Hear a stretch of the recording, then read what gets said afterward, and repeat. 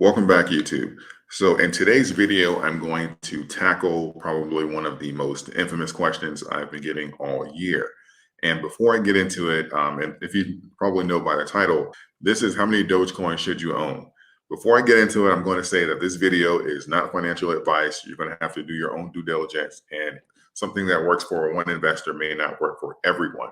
So please take everything I say here with a grain of salt. And also, before I get into this, obviously these numbers these projections that I'm going to give you, they depend on as far as for your belief, your financial situation, your ability to hold. If you're long-term, short-term in the coin, your average entry price, there's a lot of variables in there. Please keep all those subjects in mind. So the first scenario I'm going to give you, if you are, let's say you believe in Dogecoin and you are a long-term investor, which means that you don't anticipate needing that money within like the next month or so, and you're not over leveraging yourself in the coin. So if an opportunity presented itself, you could in fact average down and get your overall coin count up, and also at the price per coin down. Using that scenario, I would say if you are, let's say you average around 30K a year, as far as for your earned income, and you're using this as kind of like a bridge, or you're saying, okay, well, I'm not necessarily going to try and moonshot this and risk everything to get rich. If you're being conservative, I'd say at least compare it to, give yourself like a number and say, what is my projection for Dogecoin? We're going to use a round number of $1. Let's say you believe that Dogecoin is undervalued right now and it's worth at least $1. If you average around 30,000 per year, I'd say I would try and have 30,000 Dogecoin plus probably like a 20% buffer to say that, okay, well, going forward into like my next play, or at least as far as from Dogecoin going forward, I'm going to have 1 year of income technically invested. That's my typical goal here, is to have 1 year of income in return. So my goal is going to be to have 30,000 coins. That's going to net me what I believe, $30,000. I'm going to take that 30,000 and say, okay, well, from here, I'm going to invest it in a lower cap coin, or I'm going to use it to focus strictly on my investments for the next year. But so pretty much what you're doing with that investment is technically you're buying time. Personally, I would say if you can, I would say possibly if you have a price target of like $1, I'd say you shoot for 2 years in earned income if you can. So if you have $30,000, let's say you average 30,000 a year, I'd shoot for around 60K as far as in coins. And so that, okay, if I have a price target of $1, I know that it hits my price target, I'm free for 2 years. And I think the ultimate goal here for investors, even outside of like moonshot, because I know it's like very common in the community to say, to the moon, and this coin is going to make you rich, and if we believe hard enough, it can happen and stuff like that. But looking at you can look at the technical side of it, or just being strategic, you can say, okay, what is my actual freedom number? And my freedom number is different from your freedom number, and it's going to be different from your friend's freedom number. Your freedom number is it's typically it's less than what you think it is. So when you say, okay, I want this to go to the moon, most people like interpret that as, after this play, they're going to be saying, okay, well, I can buy Lambos and private jets and homes everywhere. But technically speaking, in order for you to set yourself free, what is your number? And I guarantee you it's a lot less than private jet money and Lambo money. Now, there's nothing wrong with that. If that works out, you hit that number and you have because investor temperament is another thing, because the people say diamond hands and stuff. Not everybody has diamond hands. So, but only you know that. So when you take on this challenge and say, okay, am I really a diamond's hand investor, or am I more so an investor that's going to want to pull out or take profit at around a freedom number?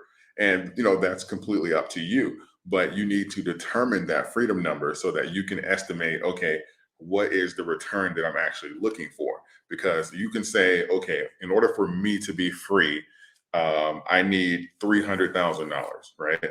And so if you're free at 300,000, it's great if your portfolio or whatever goes up to 500,000, 1 million, stuff like that. That's fine. But if you're free here, the smart thing to do would be to lock in that freedom number to make sure that you're still free. And that should be mostly the price target I believe most people should be aiming at, because a lot of times people get sucked into these numbers and stuff like that, and somebody else's numbers aren't your numbers.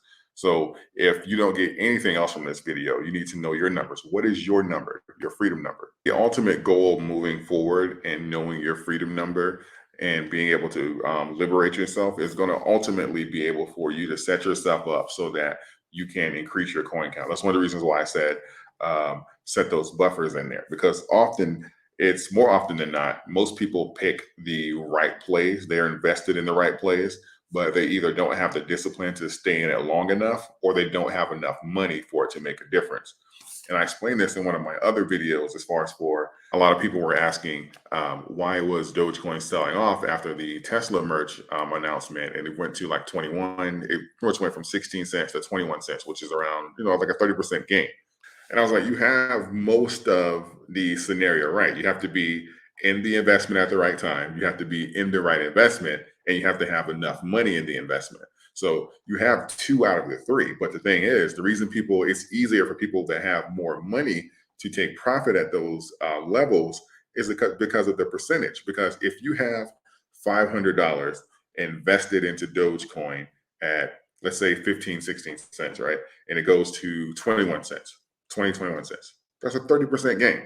So on $500, you've turned your $500 into $650.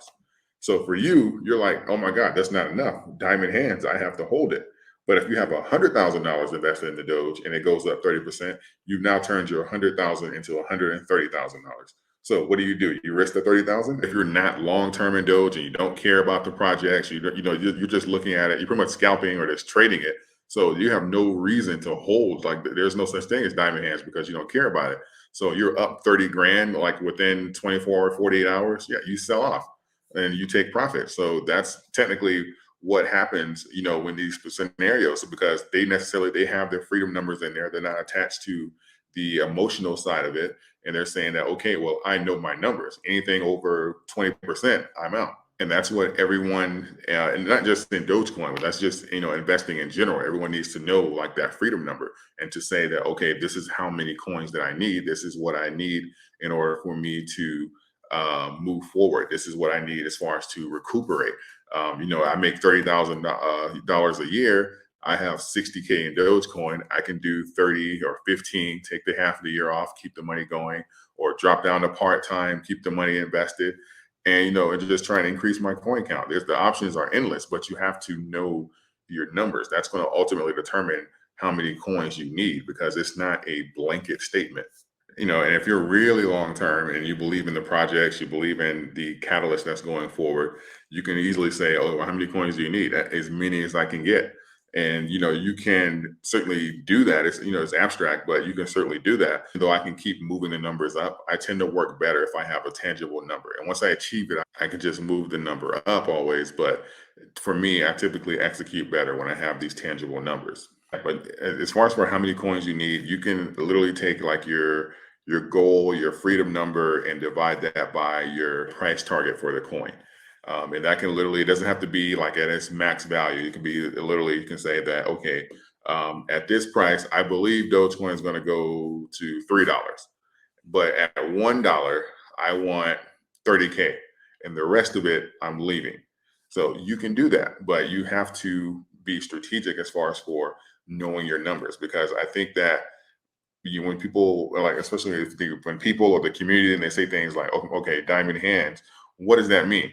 Because diamond hands for one guy is not the same as the other, because you can't have it as far as like a blanket statement. So this is why I think it's really important for everyone to know their freedom numbers, because when I get these questions saying how many Dogecoin should I own, it's very difficult for me to answer it because I don't know your situation. Your numbers are not my numbers.